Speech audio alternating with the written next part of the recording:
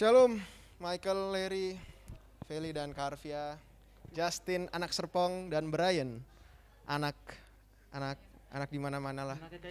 Anaknya Kak Irma.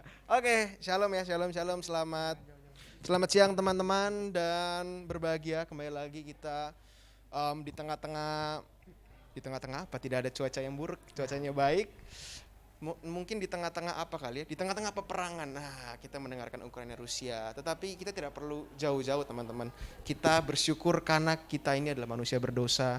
Kita dari Senin, Selasa, Rabu, Kamis, Jumat, Sabtu kembali dihadirkan oleh Tuhan, oleh anugerah dari Allah Tritunggal. Kita bisa bersama-sama lagi beribadah. Merupakan suatu anugerah yang melebihi apapun yang mungkin bisa ditawarkan oleh dunia ini. Teman-teman, aku mau mengajak teman-teman untuk sejenak merenungi sedikit. Tidak perlu jauh-jauh teman-teman. Renungilah hal-hal yang simpel yang Tuhan sudah kerjakan dari hari Senin, Selasa, Rabu, Kamis, Jumat, Sabtu, hingga teman-teman bisa kembali lagi bangun dari kasur teman-teman untuk kembali beribadah bersama-sama. Teman-teman mungkin bisa mengakui dosa juga sedikit. Untuk terus memperbaiki hati teman-teman, mengkoreksi kemudian kembali hati teman-teman sebelum mendengarkan sabda firman Tuhan. Mari teman-teman, aku mau ajak teman-teman bangkit berdiri bersama-sama untuk kita bisa memulai daripada juga firman Tuhan kita. Tuhan, kiranya Kau yang terus memberkati ibadah, serangkaian ibadah kami dari awal, pertengahan hingga pada akhirnya. Kau yang pakai setiap WL pembicara, setiap pemusik, bahkan setiap pelayan multimedia, sosial media dan lainnya. Kiranya semata-mata hanya untuk mempermuliakan dan mengharumkan nama-Mu Tuhan. Terima kasih Tuhan, terpujilah nama-Mu Bapa. Dalam nama Tuhan Yesus Kristus kami sudah berdoa dan berucap syukur. Amin. Oke, baik. Mazmur 27 ayat 4. Satu hal telah kuminta kepada Tuhan, itulah yang kuingini, diam di rumah Tuhan seumur hidupku, menyaksikan kemurahan Tuhan dan menikmati bait-Nya. Aku mau mengajak pada hari ini setiap kita yang rindu untuk bersekutu bersama Bapa di surga, untuk menemukan kedamaian dan kasih sejati yang hanya dapat kita peroleh dari Yesus. Mari sama-sama kita menyiapkan hati kita untuk sama-sama memuji nama Dia.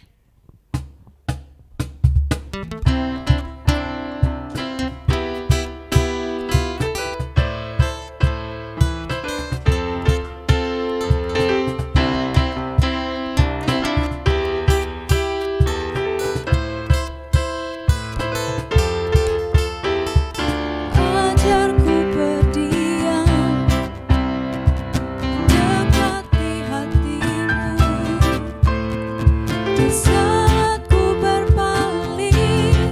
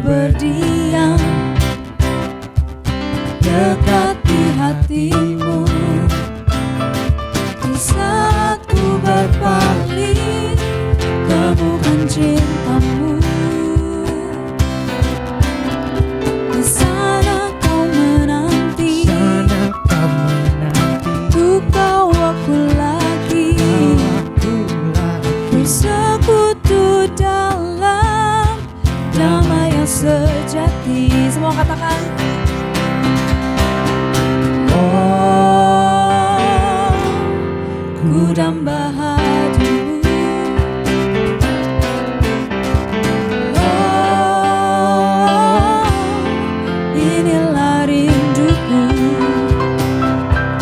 dan hidupku Hanyalah untukmu, segenap hatiku kagum akan kebaikanmu dan nafasku menceritakan kasihmu. Ajarku berdiam dekat di hatimu. Hidupku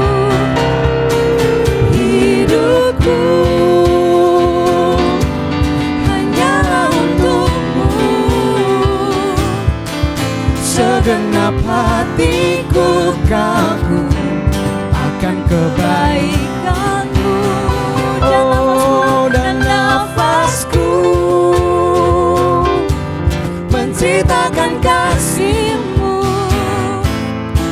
Ajarku berdiam dekat di hatimu. Ajarku berdiam dekat di hatimu. Ajarku berdiam dekat di hatimu. Oke, beri kemuliaan untuk Tuhan. Baik, teman-teman dipersilakan untuk duduk kembali. Sebentar lagi kita akan mendengarkan kebenaran firman Tuhan ya. Jadi mari aku mau mengajak teman-teman untuk kita sama-sama mempersiapkan hati kita dengan baik. Ada tertulis di Mazmur 26 ayat 3. Sebab mataku tertuju pada kasih setiamu dan aku hidup dalam kebenaranmu. Aku mau ngajak teman-teman semua, mari kita pandang Allah kita dan renungkan segala kebaikan Tuhan atas hidup kita. Selama seminggu ini, di tengah hiruk pikuk kita selama ini berkegiatan, mari kita pandang Tuhan kita. Katakan bahwa Tuhan, aku kagum banget sama Tuhan. Hatiku rindu dan haus untuk memuji-Mu Tuhan. Aku mau hidup untuk memuliakan-Mu, to honor You. Lord, I give You my heart.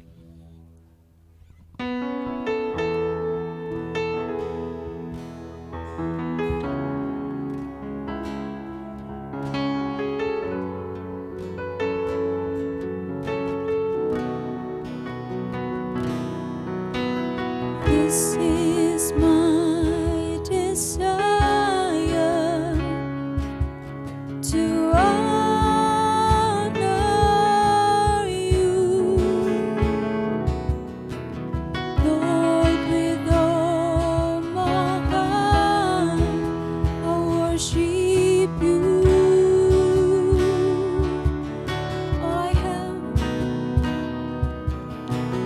All I have within me,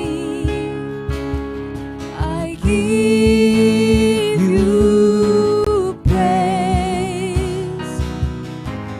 All that I adore is in You.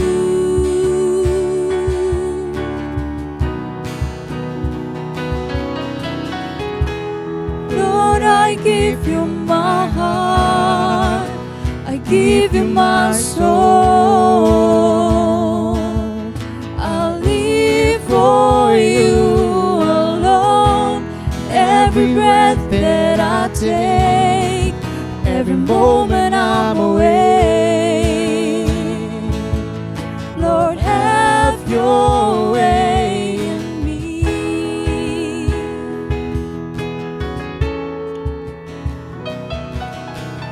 This is my desire, to honor You, Lord, with all my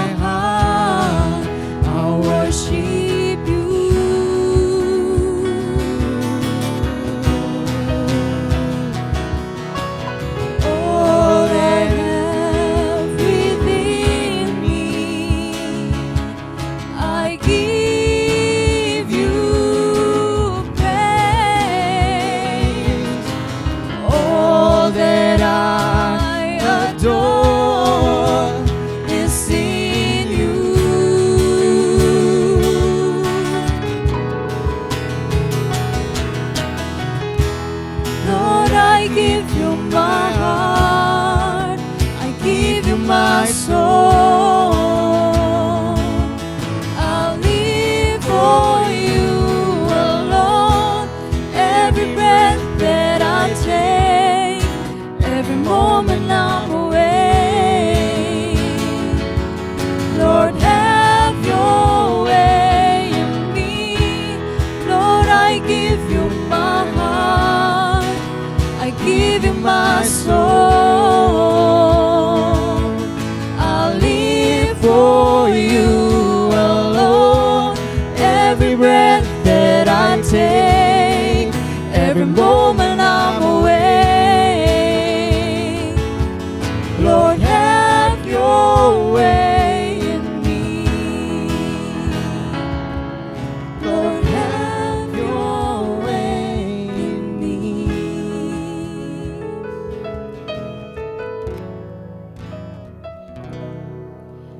2 Korintus 12 ayat 9. Cukuplah kasih karuniaku bagimu, sebab justru dalam kelemahanlah kuasaku menjadi sempurna. Aku mau kembali lagi ajak teman-teman untuk berkata bahwa Tuhan saja itu sebetulnya sudah cukup bagiku. Kasih Tuhan sudah melebihi dari apapun juga yang ada di dunia ini. Untuk memuaskan aku, tidak ada lagi yang lain selain daripada kasih Tuhan.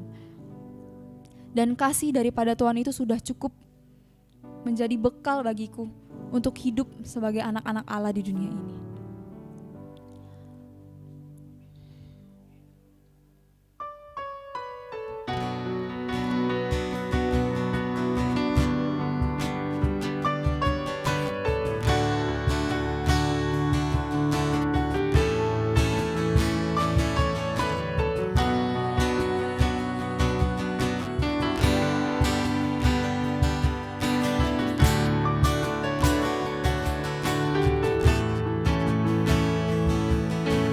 Christ is my reward and all of my devotion. Now there's nothing in this world that could ever satisfy. Through every trial, my soul will see no turning back. I've been set free. Christ is enough for me. Christ is enough for me. Everything I need is in you. Everything I need. Christ my all. All in all, the joy of my salvation.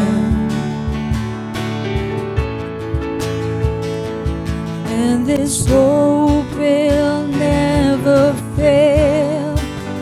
Heaven is our home. Through every storm, my soul will see Jesus is here.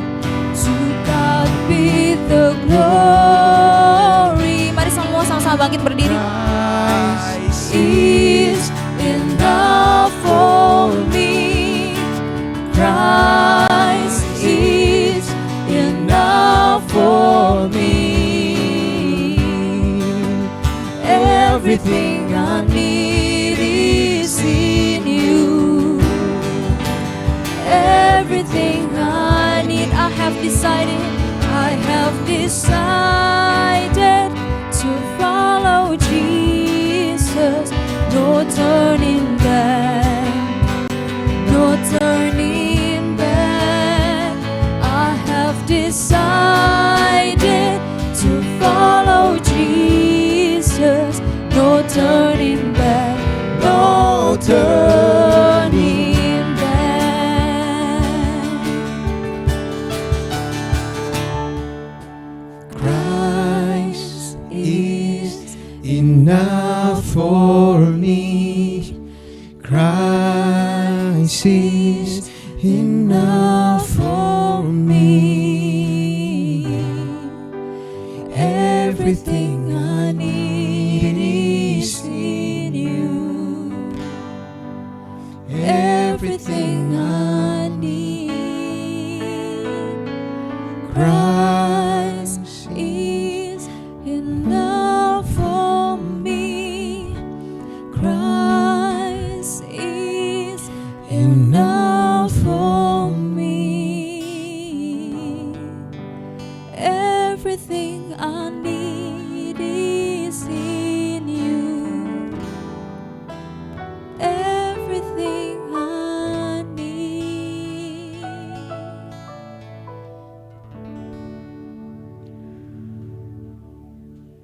Tuhan Yesus, kami tahu seberapa kami seolah-olah bersungguh-sungguh menyanyikan pujian ini, tapi berapa kali kami jatuh. Ketika kami menyanyi Engkau adalah cukup bagi kami,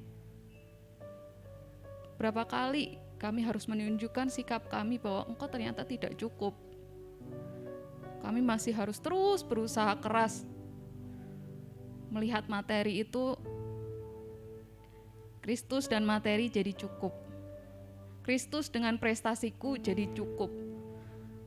Kristus dengan semua hal yang bisa aku kontrol itu cukup. Tuhan ampuni setiap kami. Mungkin tanpa kami sadari kami mampu menyanyikan pujian ini, tapi kami berulang kali jatuh dan tidak memandang bahwa Engkau adalah cukup bagi kami. Biarlah ketika kami menyanyikan lagu ini juga, sekaligus itu juga boleh menegur hati setiap kami, bahwa segala apapun yang kami rasa di dunia ini cukup, tidak, ternyata Engkaulah yang cukup untuk kami. Semua hal yang ada di dunia ini bisa hilang, bisa rusak, bisa hancur, tapi Kristus tetap. Tuhan, kami mau kembali mengarahkan hati kami kepada Engkau, satu-satunya Allah yang hidup di dalam hidup kami, satu-satunya Allah yang kami sembah. Oleh karena itu, saat ini kami mau duduk diam dengan tenang, dengan satu pemahaman Engkau cukup, dan firman-Mu itu juga cukup. Bapa di surga juga pakai hamba-Mu dengan segala keterbatasannya juga, untuk boleh menyampaikan isi hati-Mu kepada setiap orang, anak-anak-Mu di tempat ini. Bapa, berbicaralah kepada kami, setiap kami hari ini, karena kami sudah siap untuk mendengarkan. Terpujilah nama-Mu, hanya di dalam nama Tuhan Yesus kami berdoa. Amin. Oke, shalom semuanya, selamat siang. Oh iya, terima kasih sudah diingatkan ya. Oke, tidak ada suaranya. Shalom semuanya. Shalom. Oke. Ini ya, doanya cukup menegur ya. Jadi merasa tertegur, jadi bahkan aku kayaknya untuk ceria habis itu susah ya. Udah kayak oke. Nah, sebelum kita sama-sama merenungkan satu bagian firman Tuhan, coba tengok teman di sebelah kiri kanan. Buka maskernya dikit, kasih senyum dong. Setelah 2 tahun kita nggak tersenyum dengan, coba kasih senyum yang paling oke. Boleh tim multimedia sama soundman di belakang dikasih senyum, karena hari ini sudah bekerja keras ya dari awal kita onsite. Thank you ya. Kita jarang-jarang mengapresiasi, kali ini kasih apresiasi lah. Kasih senyum yang paling manis ya. Oke. Hari ini kita akan belajar tentang satu tema yang tidak asing, tapi menimbulkan salah tafsir juga ya. Bisa ditafsirin kemana-mana soalnya tema hari ini. Tapi tenang, ada yang tahu tema hari ini? Iya, oke, terima kasih. Dari minggu lalu ya udah di-spoil terus ya. Kalian ingat enggak waktu kita Zoom, kita tuh pernah bahas kebalikannya dari ini. Pernah ingat nggak? Iya kan? Ingat nggak pembicaranya siapa? Wow. Iya, iya benar. Iya benar. Iya, siapa namanya? Siapa namanya? Oke. Hari ini kita akan sama-sama bahas kebalikannya ya. Healthy relationship. Nah, kita buka dulu satu bagian firman Tuhan di Filipi 1 ayat 3 sampai 8. Filipi 1 ayat 3 sampai 8.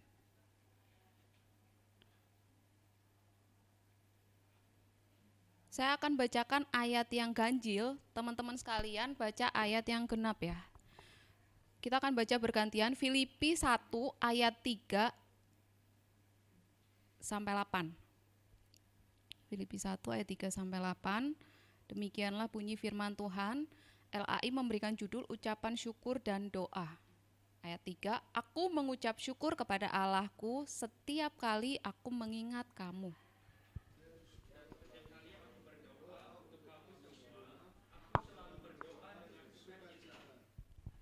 Aku mengucap syukur kepada Allahku karena persekutuanmu dalam berita Injil mulai dari hari pertama sampai sekarang ini.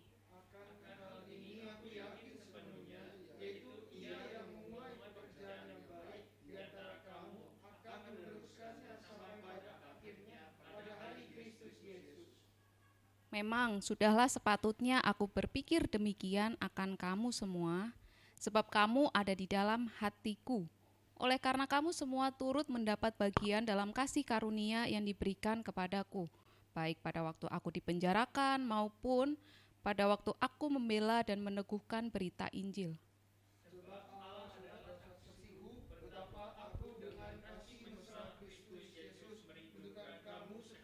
Oke, demikian jauh kita baca bagian ini. Nah, teman-teman sekalian, sebenarnya tema ini tuh muncul karena ternyata anak-anak Jakut beberapa ini ya nggak tahu bahasa anak-anak Jaksel. Ya, kapan itu Mike kita pernah obrolin itu waktu yang kita hanya berenam waktu itu ya. Ya, waktu itu kita bahas tentang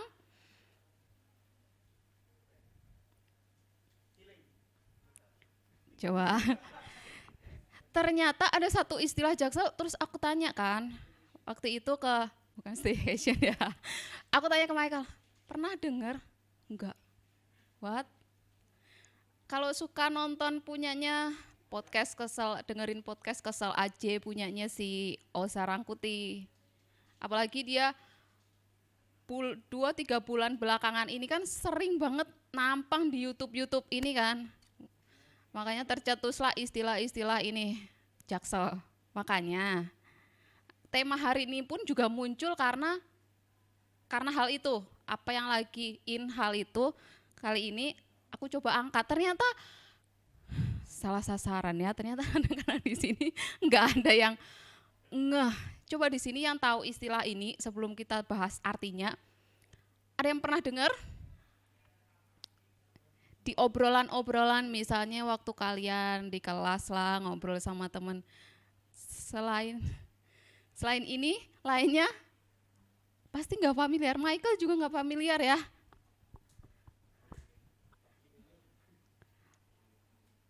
Healthy relationship nggak familiar juga ya. Cuma hari ini kita akan belajar hal ini. Nah, kalau berdasarkan kamusnya anak-anak Jaksel, artinya nih, kalau ngomongin relationship otomatis langsung ngarahnya itu tuh relasi ke lawan jenis. Cowok ke cewek, cewek ke cowok. Makanya maksud term istilah itu tuh ini nih, hubungan asmara yang sehat yang dianggapnya jauh dari negative vibes. Ya. Makanya aku tadi kepikiran sosok couple yang cukup jauh dari vibe-vibe negatif. Buat aku ya Chelsea sama si Glenn. Ya, Atau mungkin ya ada teman-teman kalian yang wah ini relationship-nya healthy banget nih. Oh, couple goals sebutnya. Healthy goal. Oke. Nah, cuma sebenarnya kali ini tuh yang ingin aku bahas itu tuh tentang ya ini. Hubungan antar manusia. Enggak spesifik ke gender apa, tapi antar manusia yang sehat. Nah, coba kita pikirin sejenak. Jangan jauh mikirnya, aku udah spesifikin kemana arahnya. Nah, coba pikirkan, menurut kalian hubungan antar manusia yang sehat itu tuh apa sih kriterianya? 2 orang lah, hubungan antar manusia yang sehat. Di pertemanan kalian, di komsel kalian, masih berpikir ya. Ini ada salah satu ini ya punya Mental Health Foundation. Dia sebutnya yang pertama ya jelas ya saling ada hormat di dalamnya, saling respect di dalamnya. Terus ada kepercayaan, ada respect, ada kepercayaan, mau mendengar juga, saling mendengar. Ada kompromi, enggak yang mauku itu tuh harus yang paling nomor 1 itu yang harus terjadi. Ada kejujuran, tanpa ngomongnya kasar lah, abuse secara verbal, emosional.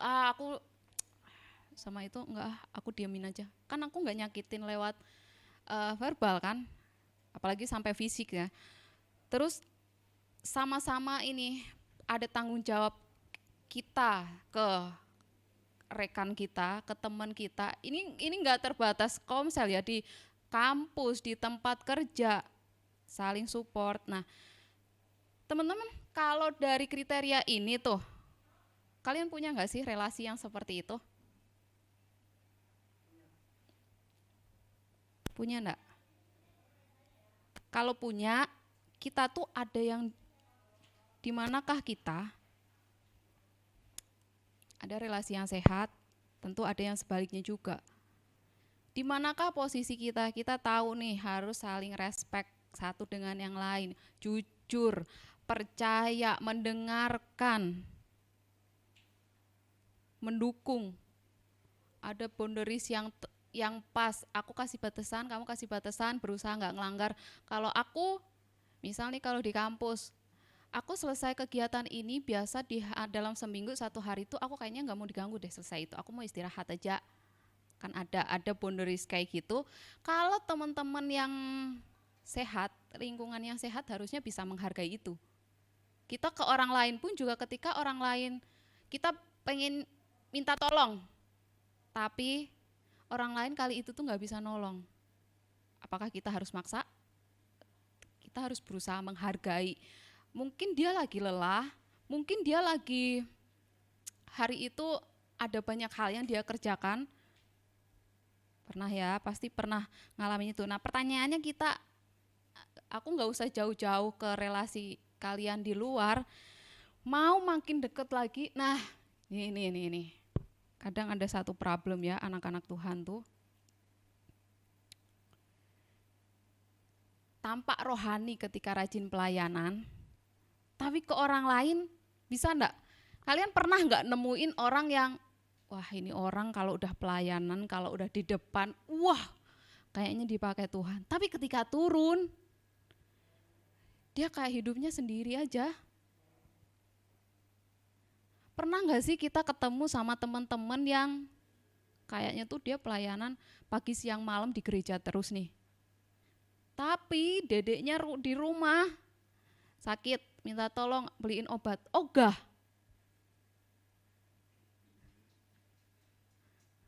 Siapa?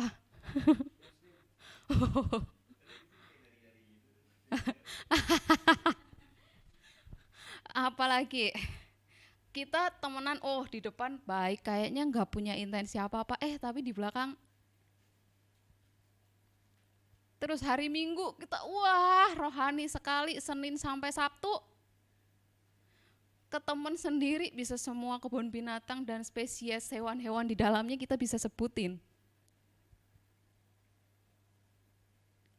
Nih ya, yang terakhir, apakah kita hanya akan bilang, ya aku melayani Tuhan, tapi orang lain nomor sekian. Hari ini kita akan nyerempet ke ini nih. Sebenarnya seluruh kitab suci ini isinya hanya 2. Hukum yang utama dan terutama. Mengasihi Allah dan juga mengasihi sesama. Nah, bisa enggak aku mengasihi Allah aja nih, all out buat Tuhan, tapi aku nggak peduli, aku nggak mau peduli orang lain. Bisa enggak kayak gitu? Bisa enggak yang sebaliknya lagi, wah aku ke gereja kalau dalam setahun ya aku boleh libur 2, 3, 4 kali lah. Tapi aku baik loh sama orang, aku suka bantu orang loh, tapi melayani Tuhan enggak. Nah, hari ini kita sama-sama, ini bagian yang kita baca ya. Nah teman-teman, kalau teman-teman tahu, jemaat Filipi ini tuh salah satu jemaat yang didirikan oleh salah satu orang rasul yang bernama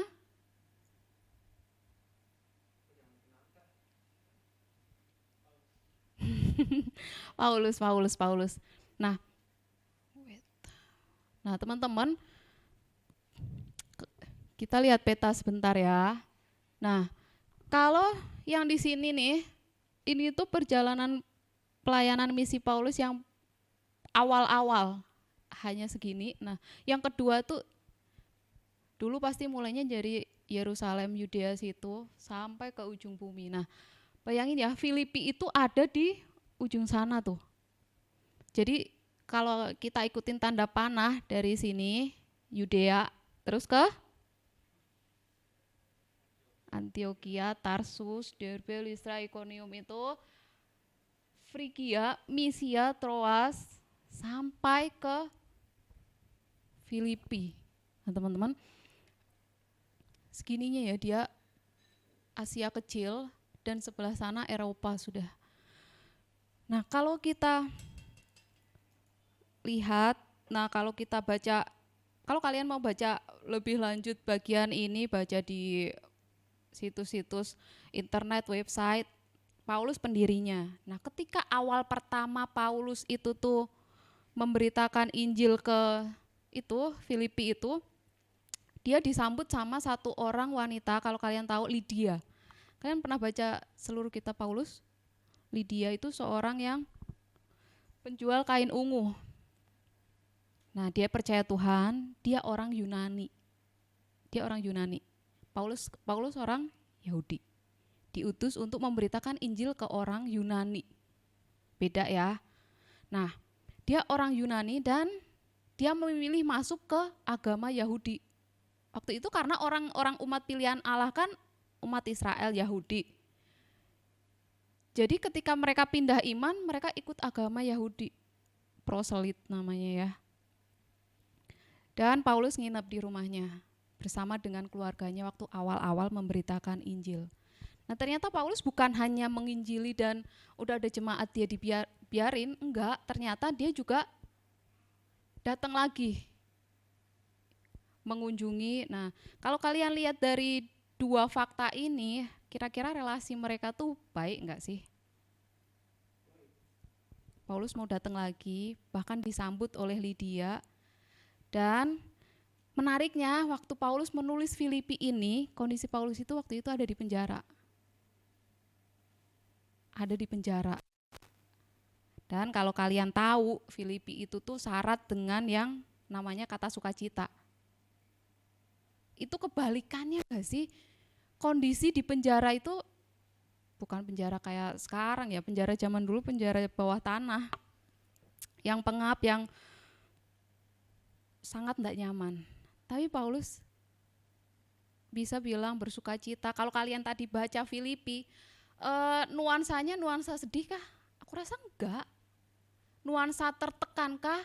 Apa dia minta tolong ke jemaat Filipi, tolong ini aku sangat sedih di sini? Enggak loh. Kayak suasananya, nuansanya hangat. Dia kayak ada di kondisi yang baik-baik saja. bayanginnya di penjara. Terus, nah ini nih menarik ya, Paulus kan baik ke jemaatnya. Dia menginjili di situ, ada jemaat dewasa, dia uruslah. Tapi ternyata ada hasilnya loh. Jemaat Filipi tahu Paulus di penjara, dia ngirim Epafroditus itu buat ngasih beberapa kebutuhan-kebutuhan Paulus. Di penjara mungkin dia butuh baju yang lebih hangat, butuh alat buat bisa nulis surat. Bayangin, ada salingnya. Paulus menunjukkan kasih, waktu itu jemaat Filipi juga menunjukkan kasih. Nah ini ya fakta yang menarik lagi, kenapa sampai Paulus itu seolah-olah gereja Filipi itu berkesan. Kota pertama yang diinjili di Eropa. Mungkin kalau dilihat dari awal tadi di peta, oke. Ini bukan yang pertama yang sana. Udah ada perjalanan misi yang pertama lagi, ini yang kedua lagi. Tapi karena berkesan itu tuh sana masuk Eropa. Kota pertama yang diinjili di Eropa. Tentu apa-apa kalau yang pertama itu tentu akan berkesan ya. Pertama kali, kalian ingat nggak pertama kali masuk sekolah waktu TK? Nangis semua pasti. Pertama kali pelayanan, deg-degan, tapi ketika disupport sama orang, wah tadi bagus. Itu pasti akan tahan lama rasanya. Apalagi pertama kali dapat door prize. Nah ya, pertama kali dapat nilai A. Pertama kali juara 1. Pertama kali diterima di universitas yang paling kita harapkan. Tapi makin ke belakang, ya yang pertama seneng ya, ke belakang, ya. Nah, kita coba lihat. Nah, yuk kita sama-sama perhatiin ya. Apa yang dikatakan Paulus pertama, frasanya, aku mengucap syukur. Ayat 5, aku mengucap syukur kepada Allahku. Terus ayat ke-7 memang sudah sepatutnya aku berpikir demikian. Ya, yang menarik kalau kita ngomongin berpikirnya di sini ya, bukan hanya itu tuh berpikir kita lagi berlogika, kita mau mendebat orang, tapi itu kayak ada unsur kepedulian, ada keinginan untuk memperhatikan, mengingat-ingat. Pernah nggak sih kalian di pikiran, aku lagi inget itu gimana ya, aku bahagia tuh punya temen yang kayak gitu tuh. Itu bukan berpikir berlogika ya, tapi kayak ada senengnya, kayak kita berusaha recall melatih pikiran kita buat mengingat dan merasakan pengalaman-pengalaman bersama orang-orang yang wah ini tuh berkesan buat aku. Nah, menariknya di terjemahan lain juga bilangnya itu kayak cherish, menghargai waktu-waktu itu, dan ketika ingat wah aku seneng. Nah, teman-teman, kalau kalian lihat nih dari ayat 3 sampai ayat 7, kalau dikaitin tentang relasi, apa sih sebenarnya korelasinya Paulus sama jemaat, relasinya baik? Apa sih yang bisa kita ambil dari relasi Paulus dengan jemaat di Filipi? Yang padahal kita tahu ya, ketika kita baca perikop yang pertama, ya, kita baca perikop yang pertama ini seolah-olah jemaat Filipi itu tuh jemaat yang nggak bermasalah. Padahal kalau Paulus sampai nulis surat, itu tuh pasti ada apa-apa di dalamnya. Tapi Paulus menarik loh, nulis surat di pembukaannya dia nulisnya indah, manis, kayak punya relasi yang baik. Walaupun saat itu di Filipi itu ada pengajar-pengajar sesat. Nah teman-teman, bagian ini tuh adalah ucapan syukur Paulus yang menunjukkan relasi Paulus dan jemaat Filipi.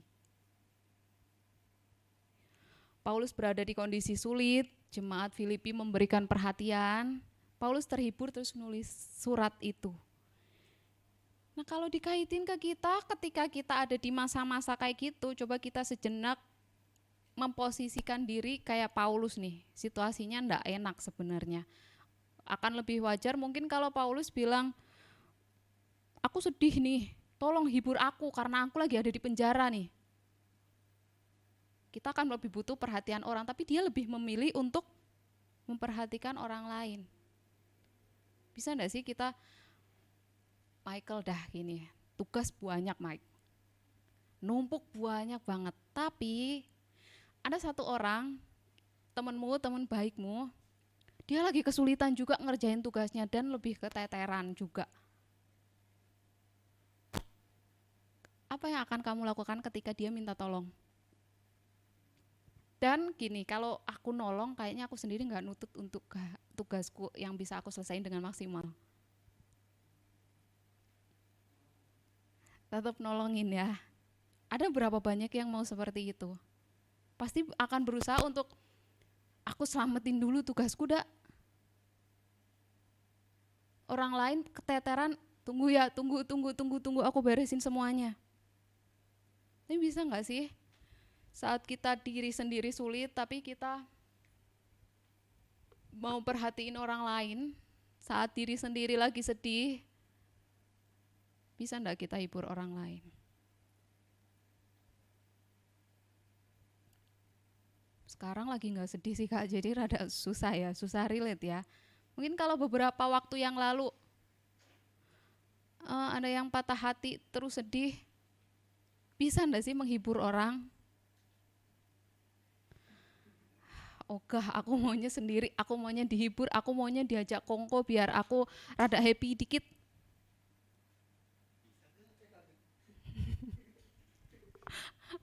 Nah teman-teman, setidaknya nih ada dua hal ya yang kita bisa ambil. Relasi yang sehat itu, nih, ada kasih Tuhan di dalamnya yang memampukan kita untuk mengasihi sesama bahkan di saat yang paling sulit pun. Paulus, kalau bukan karena kasih Tuhan, aku rasa akan sulit. Kita coba cek di ayat tadi ya, ada nggak indikasi itu? Coba ya, coba kita, aku kasih waktu 1 menit, ya 35-40 detik lah, coba cari ada nggak indikasi itu tuh kasih Tuhan tuh yang bikin Paulus bisa tetap care sama jemaat di Filipi. Kalau ada di ayat berapa, kalau nggak ada ya tinggal bilang nggak ada.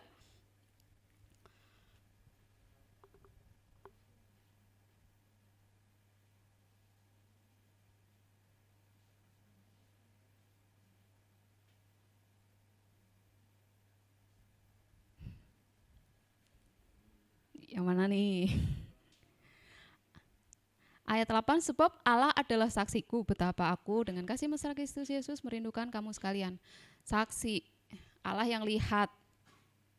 Tapi ada nggak unsur ada kasih Allah? Ini tuh aku bisa kayak gini tuh karena ada Allah loh. Terlihat nggak sih di tulisan Paulus, relasi Paulus sama Allah itu seperti apa?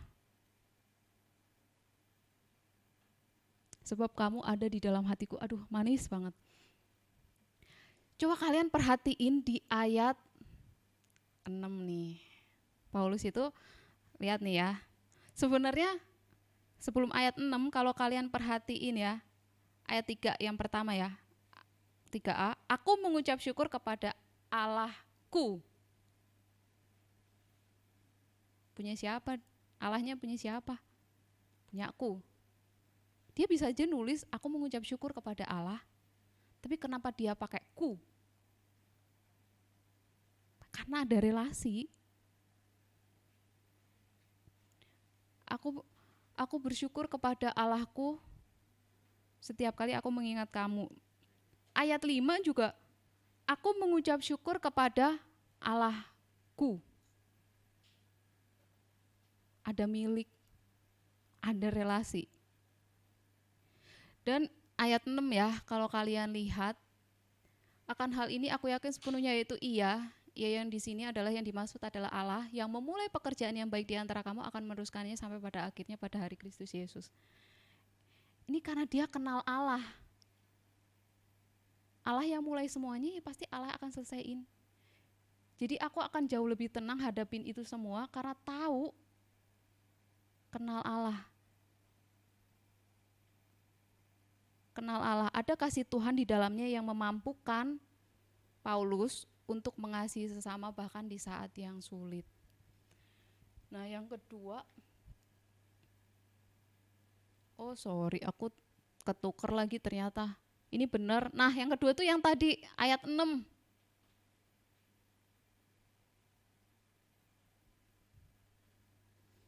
Yang pertama tadi ada kasih Tuhan makanya mampu. Yang kedua relasi yang sehat itu tuh bergantung sama relasi kita sama Allah. Semakin seseorang kenal Allah, ya semakin dia mampu mengasihi sesama. Ada relasi tadi loh. Ada kasih Tuhan, satu jelas. Yang kedua, kitanya makin kenal Allah, buat mengasihi itu jadi gak jauh lebih sulit.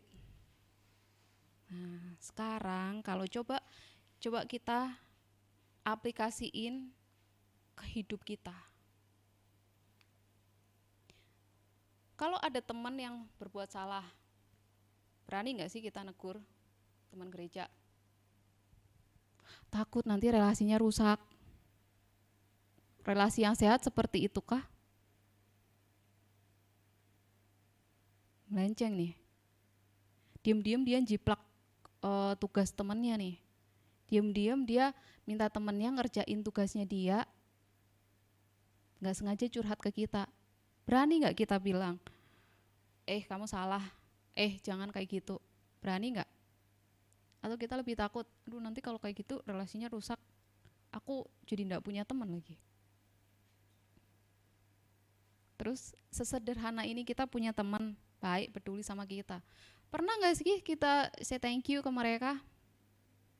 Atau nganggep ya udah wajar lah itu kayak gitu. Emang sudah sewajarnya kan anak Tuhan seperti itu sampai kita lupa thank you ya, tolong ya, maaf ya.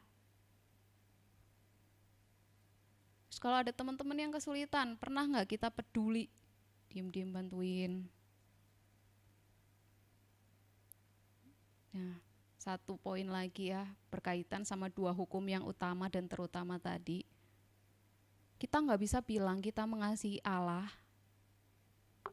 tapi kita nggak peduli teman kita, sahabat kita, teman gereja kita. Kayaknya nggak bisa. Malah kasih kita kepada Allah itu bisa dilihat ya relasi kita sesama manusia. Allah nggak kelihatan lebih sulit dinilainya. Harusnya logikanya gini, semakin kita mengasihi Allah, harusnya kita tuh semakin bisa mengasihi orang-orang di sekitar kita. Bisa diterima nggak itu logikanya? Semakin kita mengasihi Allah, kita harusnya semakin bisa mengasihi sesama. Atau mau dibalik, semakin mengasihi Allah ke sesamanya habis. Perbandingan terbalik. Harusnya sejajar ya, kasih ke Allahnya segini, kasih ke sesamanya juga harusnya segini. Orang gimana tahu kita mengasihi Allah kalau ke yang kelihatan aja kita nggak bisa.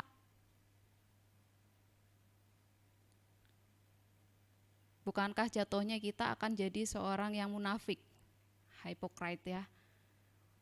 Doanya bilang kami mengasihi Engkau Tuhan, sampai rumah satpam aja dimarahin.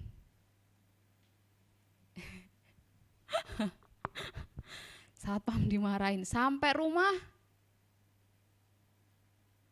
mama didiemin. Ngomong gak sesuai sama aku.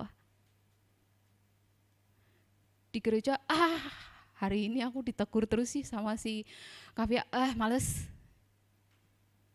Bisa gitu gak? Aku pikir tema ini tuh tema yang paling deket sama kita, paling berat buat dilakuin, paling gak nyaman untuk disampaikan. Karena apa? Karena kita harus fair. Ketika diri kita dibuka, iya Tuhan, seolah-olah aku sungguh-sungguh melayani Tuhan, seolah-olah aku sungguh-sungguh mengasihi Tuhan. Tapi aku nggak tahu ternyata Dodo tuh sakit hati sama aku. Ternyata Dodo sakit hati sama Koko Michael.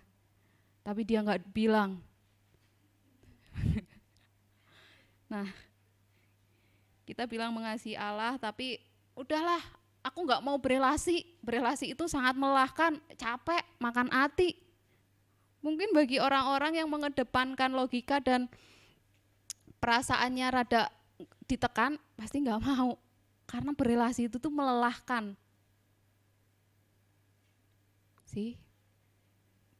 Setuju, berelasi itu melelahkan? Melelahkan. Bukan hanya otak, tapi hati kita belajar mengasihi sekalipun dilukai. Tapi kata Tuhan tetap mengasihi, mengampuninya pun 70 kali, 7 kali, kali-kalinya, aduh. Susah, ini yang paling, tentu ini yang paling kita hindari. Kalau kayak gitu, enak hidup sendiri ya. Jadi tinggal di gunung mana sendiri, udah bertapa aja gitu, meditasi ke Tuhan, dah beres. Nggak usah, kita nggak akan tersakiti sama orang lain, kita nggak akan terlukai. Siapa yang mau pilih gitu? Nggak terluka itu enak, nggak terluka sama sesama loh. Dunianya udah berdosa, manusianya berdosa, kita pasti akan saling melukai satu dengan yang lain. Makanya teladan Kristus tentang pengampunan itu perlu buat relasi. Nah, aku kasih waktu 10 detik.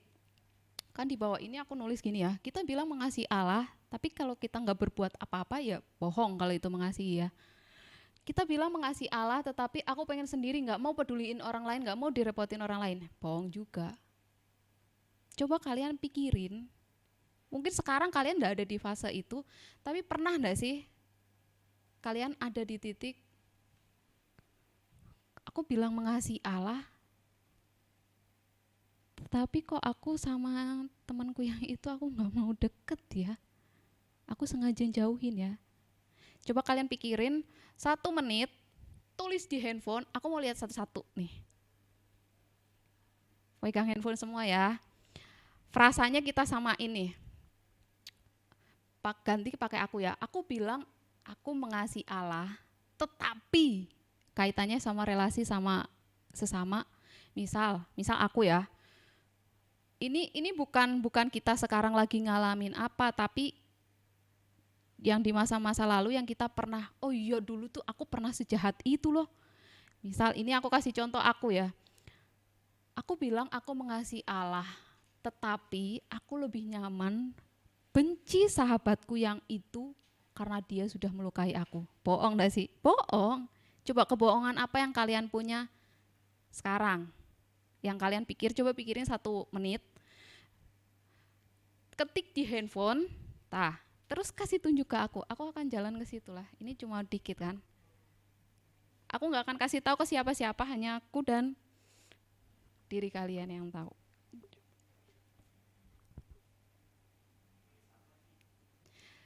Tulisnya mirip tapi katanya diganti aku ya. Aku bilang aku mengasihi Allah, tetapi aku ternyata nggak mau mengampuni temanku yang itu karena itu sudah itu. Kalau aku ya, kalau aku kasih contoh akunya, aku bilang aku mengasihi Allah beberapa tahun yang lalu, tapi aku milih untuk nggak mau mengampuni teman kamarku zaman aku di kampus karena dia udah sangat menyakiti aku.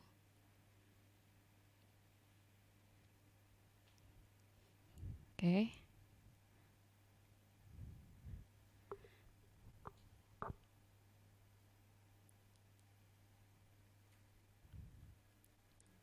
Sudah?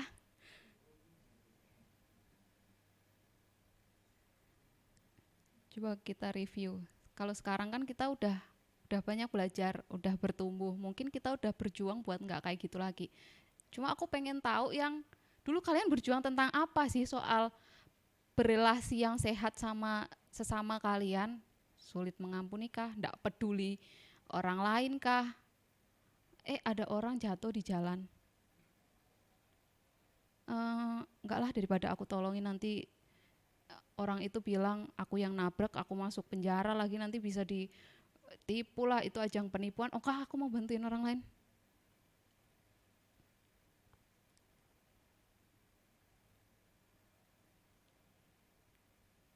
Samain aja frasanya biar nggak susah. Yang susah mungkin kapan ya? Bahkan ketika kalian diem pun itu kalian tidak mengasihi loh.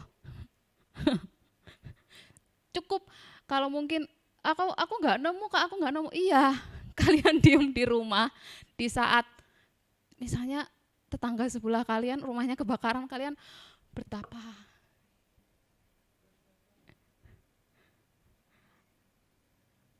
Atau di kelas kalian nemuin teman kalian dibully, tapi kalian bertapa di kelas. Apakah itu mengasihi teman? Bilangnya mengasihi Tuhan, tapi aku nggak mau direpotin, udah aku mau diam aja tenang hidup. Udah? Feli udah?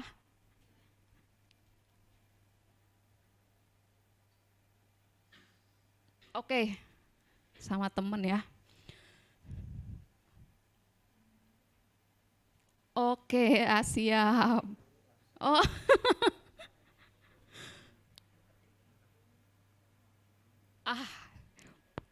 relate ya, orang-orang terdekat ini. Apa, Dok? Oke, Michael udah nih panjang nih dibanding yang lain.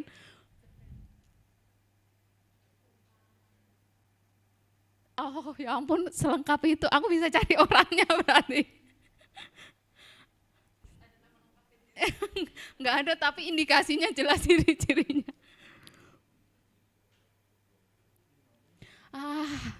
I see, usia-usia kalian tuh usia-usia yang oke, Dodok satu, Dok.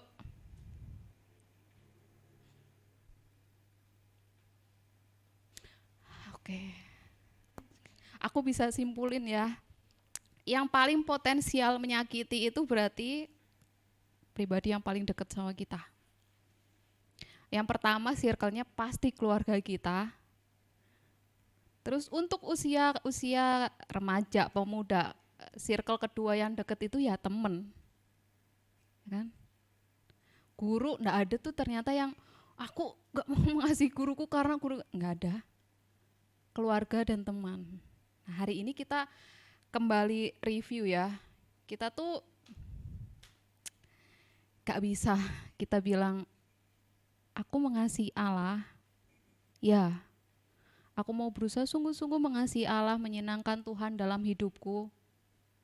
Tapi kita memilih yang aman. Udah, mending aku gak deket-deket. Temen pun jadi pilih-pilih dan bahkan diajak ngobrol pun gak mau. Aku gak mau terluka, aku gak mau ini. Teman-teman, keselamatan itu anugerah benar. Tapi ada tanggung jawab kita.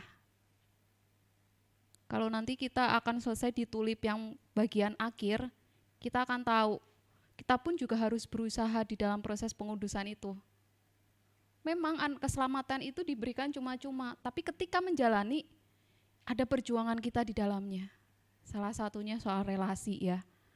Hari ini kita sama-sama diingatkan, belajar, bukan berarti ketika anugerah sudah diberikan, aku bebas berbuat apapun. No, kalian akan semakin hari semakin dibentuk, dikuduskan, sampai kapan? Sampai aku lulus enggak? Sampai Tuhan jemput, sempurna itu. Kita mau menghindar enggak bisa. Tuhan akan tarik lagi karena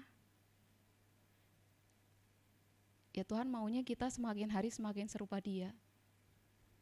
Kita sama-sama diingatkan, kita sama-sama coba flashback dan review tentang kasih kita kepada sesama kita. Relasi yang sehat itu ada kasih Tuhan di dalamnya. Dan semakin kita kenal Tuhan, harusnya kita makin mampu untuk mengasihi. Bukan berarti ketika aku ngomong gini itu akan menjadi semakin mudah.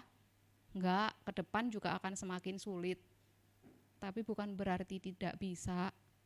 Karena kita punya modal. Karena kita sudah pernah dikasihi lebih dulu oleh Allah.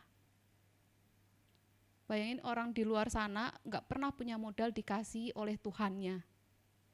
Harus belajar mengasihi, bisa, akan lebih banyak jatuhnya aja. Tapi kalau kita ibarat kendi, kita tuh udah ada airnya, tinggal kita mau nuangin apa enggak. Kita udah dikasih Allah, kita udah punya kasih itu, mau keluarin enggak? Bukan kita yang produksi kasih itu, tapi kita udah punya, udah dikasihi. Tinggal salurin aja. Pertanyaannya mau enggak? Yuk kita sama-sama tundukkan kepala, kita minta Tuhan untuk menopang kita, menguatkan kita. Bapa di surga, hari ini kami belajar dari sosok murid Kristus yang hidup secara radikal, yaitu Paulus, di mana dia mengasihi Tuhan di dalam kehidupannya dan mengasihi setiap jemaat-jemaat yang dia injili, dia layani. Bukan berarti jemaat itu tidak pernah mengecewakan Paulus, tapi jemaat itu juga mengecewakan Paulus. Tapi Paulus tetap berusaha mengasihi mereka. Karena Paulus punya kasih Tuhan di dalam dirinya. Bapak tolong setiap kami, mungkin saat ini ada di antara kami yang tengah berjuang untuk tetap mengasihi orang-orang terdekat kami. Tuhan, Engkau Allah yang sanggup dan mampu akan menolong anak-anak-Mu untuk tetap mengasihi. Tapi mungkin ada yang saat ini ya biasa-biasa hidupnya, seperti pada kebiasaan hari-hari yang lain. Tapi suatu saat pasti Tuhan akan tuntun, akan bawa mereka untuk belajar mengasihi orang-orang terdekat. Bapak tolong setiap kami, siapkan kami, Allah Roh Kudus mampukan kami. Bukan hanya bisa berkata aku mengasihi Tuhan, aku mengasihi sesamaku, tapi aku bisa melakukannya. Allah Roh Kudus, biarlah hamba-Mu selesai berbicara saat ini, tapi biarlah Engkau yang akan boleh terus mengingatkan di hati anak-anak-Mu pesan firman Tuhan hari ini. Mengasihi sesama, punya relasi yang sehat dengan sesama, memilih untuk tetap mengasihi sekalipun mungkin akan lebih sering terluka. Tuhan tolong anak-anak-Mu, karena kami tahu kasih yang kami terima jauh lebih besar daripada luka yang kami terima. Kasih yang kami dapatkan dari kematian Kristus itu jauh lebih besar daripada penolakan teman-teman kami, sikap-sikap yang menyebalkan teman-teman kami, saudara kami, orang tua kami, tidak sebanding dengan kasih-Mu yang begitu besar. Biarlah ketika nanti kami ada di titik itu, Tuhan boleh ingatkan kami akan hal itu. Kasih-Mu lebih besar, kasih-Mu lebih besar. Terima kasih ya Tuhan, kami bersyukur kami punya Allah seperti Engkau, dan Engkau cukup buat kami. Di dalam nama Tuhan Yesus kami berdoa, amin.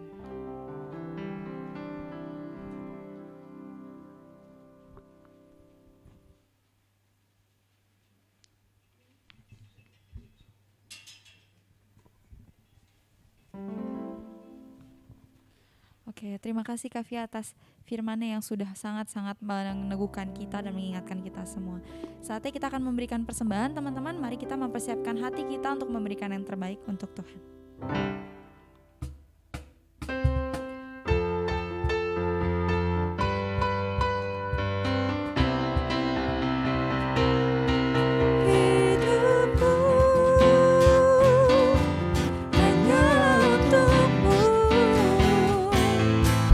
Segenap hatiku kagum akan kebaikan-Mu, dan nafasku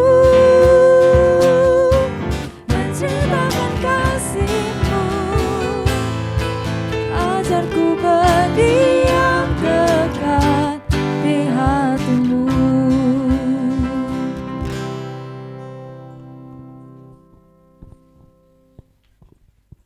Terima kasih teman-teman yang sudah memberikan persembahan. Terima kasih juga sudah mendengarkan firman Tuhan. Terima kasih Kak Arvia sudah membawakan sabda firman Tuhan yang sangat mengingatkan kita teman-teman.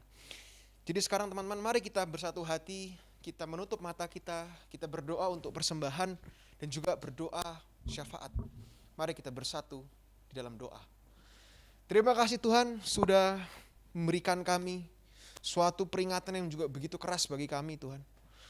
Melalui hamba-Mu Kak Arvia dengan firman yang sangat meneguhkan Tuhan. Dan juga barusan kami sudah memberi persembahan yang sebenarnya bukan milik kami. Karena kami tahu kami hanyalah penata layanan, kami hanyalah bendahara. Dan Engkaulah pemilik dari segala yang sebenarnya kami miliki ini Tuhan. Kiranya kami bisa memiliki sikap hati tersebut.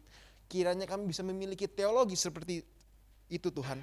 Sehingga ketika kami memberi, kami memberinya dengan hati yang benar-benar ingin mengembalikan apa yang sebenarnya milik-Mu Tuhan. Yang sebenarnya terlebih dahulu bukan karena motivasi ataupun juga keinginan kami untuk mendapatkan sesuatu yang daripada-Mu. Namun juga terlebih dahulu Engkau sudah memberikan segalanya bagi kami. Sehingga kami bisa memberikan kembali kepada Engkau. Terima kasih Tuhan atas karya salib-Mu. Terima kasih juga Tuhan setiap uang-uang yang ada kiranya dikelola dengan benar. Digunakan untuk pekerjaan gereja maupun juga untuk orang-orang yang membutuhkan. Dan kiranya terus pelayanan-Mu bisa semakin dan semakin meningkat dengan uang-uang yang ada ini Tuhan. Terima kasih Tuhan atas persembahan ini. Dan juga kami ingin berdoa untuk beberapa pokok doa Tuhan. Kami terlebih ingin mendoakan untuk komunitas kami Revolution Youth. Dalam beberapa hari ke depan kami berencana untuk membuat suatu bonding Tuhan. Kami ingin berencana untuk pergi ke suatu tempat di villa Tuhan. Kami sangat mendadak, kami tahu nih rancangan yang sangat mendadak Tuhan. Namun kiranya Engkau yang terus memberkati Tuhan setiap rancangan jadwal, setiap orang-orang yang hadir transportasi dan hal-hal lain sebagainya yang dibutuhkan. Kiranya dengan acara ini Tuhan bisa mengajak teman-teman kami, mengajak daripada juga orang-orang yang dulu pernah mungkin ke Revo Tuhan untuk kembali bersama-sama, berkomunitas. Namun bukan hanya berkomunitas bersama-sama, untuk mengenal Engkau lebih lagi melalui camp ini Tuhan, dalam juga nginap di villa ini Tuhan. Kami serahkan rancangan ini kepada tangan-Mu. Berkati juga Tuhan Indonesia dalam segala hal-hal yang masih dipeributkan, segala konflik-konflik yang ada di antar golongan Tuhan. Kami serahkan pemerintahan. Kami tahu walaupun COVID-19 sudah mulai meredah, pemerintah sudah mulai memberikan peraturan untuk bisa melepas masker. Namun kiranya di tengah-tengah itu semua, masyarakat Indonesia masih tidak lengah Tuhan. Masih terus waspada. Kiranya Roh Kudus-Mu terus mengingatkan bagi setiap orang-orang Kristen di luar sana. Terus bisa menjadi dampak yang baik, bisa menjadi contoh yang baik bagi orang-orang di sekitarnya. Saling ramah, saling membantu, toleransi. Terima kasih Tuhan. Demikian beberapa pokok doa syafaat kami. Kami juga teringat satu lagi mengenai perdamaian dunia Tuhan yang masih berbulan-bulan demi bulan mengenai Ukraina dan Rusia Tuhan. Begitu banyak berita-berita yang tidak enak didengar di antara kedua negara ini Tuhan. Kami tidak tahu begitu dalam ataupun seluk-beluk daripada pertikaian penyebab dan apapun yang sekarang mereka sedang perdebatkan. Namun terlebih kami sangat mengetahui Engkau adalah Allah yang sama. Dari dulu, sekarang, sampai nanti. Kami percaya Engkau menopang setiap presiden, pemerintah, militer, dan segala oknum-oknum yang terlibat di sana Tuhan. Kiranya bisa capai kepada juga kesepakatan damai tanpa pertumpahan darah. Terima kasih Tuhan. Terpujilah Bapa. Kiranya Engkau yang terus sempurnakan doa ini. Kiranya hanya kehendak-Mu saja yang terjadi dan bukan kehendak kami. Dalam nama Yesus kami sudah berdoa dan mengucap syukur. Amin. Baik teman-teman, saya undang teman-teman untuk bangkit berdiri.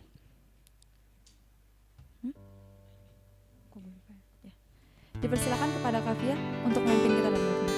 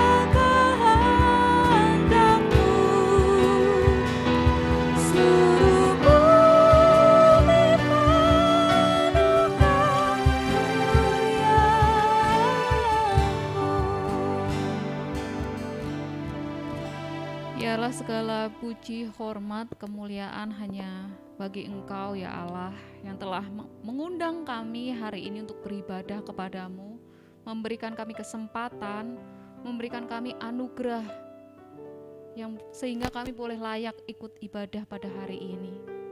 Terima kasih Tuhan, hari ini kami boleh beribadah dari awal, pertengahan sampai akhir. Tuhan tuntun, dan biarlah sebentar lagi kami keluar dari tempat ini, kiranya Engkau memberkati setiap kami. Teman-teman, arahkan hati kalian kepada Tuhan dan terimalah berkat Tuhan. Tuhan memberkati kita dan melindungi kita. Tuhan menyinari kita dengan wajah-Nya dan memberi kita kasih karunia. Tuhan menghadapkan wajah-Nya kepada kita dan memberi kita damai sejahtera mulai saat ini sampai Maranatha, Tuhan Yesus datang kedua kalinya. Amin.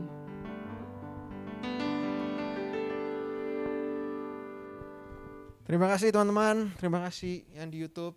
Dan ya tidak ada pengumuman ya. Pengumuman apa hari ini? Oh itu, mau dibahas juga? Itu nggak usah lah. Ya tidak ada pengumuman yang genting ya teman-teman. Oh kelas nanti jangan lupa ya. Nanti kami berdua izin tapi tetap terlaksana kelasnya Kak Susan dengan tema kanonisasi. Ya silakan teman-teman, terima kasih sudah beribadah. Kanonisasi? Ya bibliologi masuk. Nah ya silakan kembali ke kelompok pemuritan. Selamat hari Minggu.